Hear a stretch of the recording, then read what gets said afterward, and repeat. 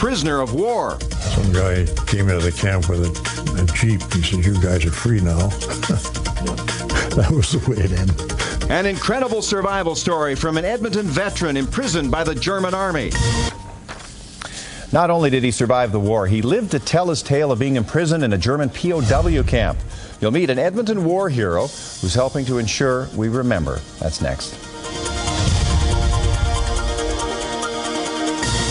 The 63rd anniversary of D-Day, a crucial point in World War II when Allied troops invaded the beaches of Normandy. The battles that followed led to the defeat of Nazi Germany.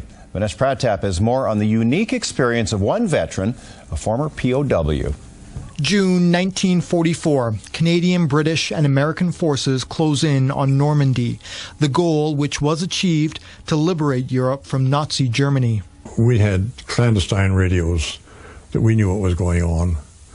We had news bulletins every day when the Germans were not around. Art Crighton flew with the Royal Canadian Air Force. When his plane went down, he was captured by Nazi forces, eventually being sent to Stalag Luft III. The camp was unique in that Art and other POWs were allowed to play music and perform for other prisoners. These photos show Art conducting an orchestra of other POWs. I was just so grateful that I had something to fall back on, that music was my hobby and was my life work. And so I was very fortunate, more fortunate than most of them. Philip Lagrangier has chronicled the stories of Art Crighton and other RCAF veterans in his book, We Flew, We Fell, We Lived. He says Stalag Luft III was designed for the Nazi propaganda machine. It was set up by the head of the Luftwaffe. I think that there was some warped vision in his mind that if he could show these Allied airmen that the Germans weren't all bad, that they might come around and see the Nazi point of view. But that didn't happen. While D-Day was a success for the Allies, it was nearly a year before Art was liberated. Some guy came out of the camp with a Jeep. He said, "You guys are free now." That was the way it ended.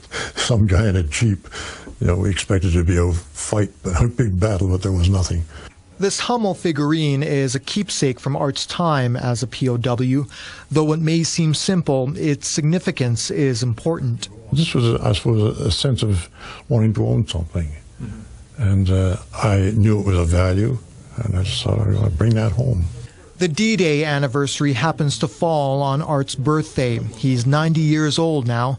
The memories of what he went through still vivid. It was an experience of my younger life, and to me, it was I hate to say it was a good experience because nobody wants to be a prisoner of war, but I was fortunate. For Global News, this is Vanessa Pratap reporting. Great story. Love to hear him.